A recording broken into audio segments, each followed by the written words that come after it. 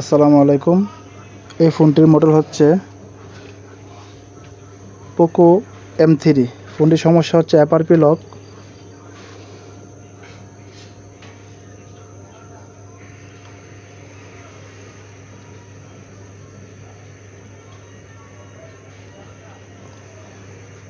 অ্যাপারপি lock reset করতে হবে।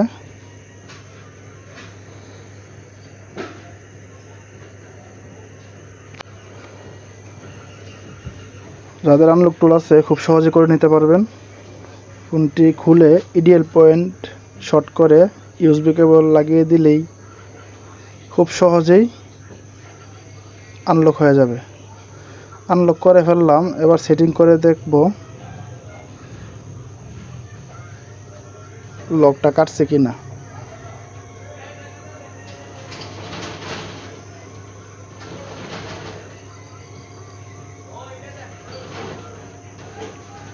Setting করা প্রায় শেষের দিকে।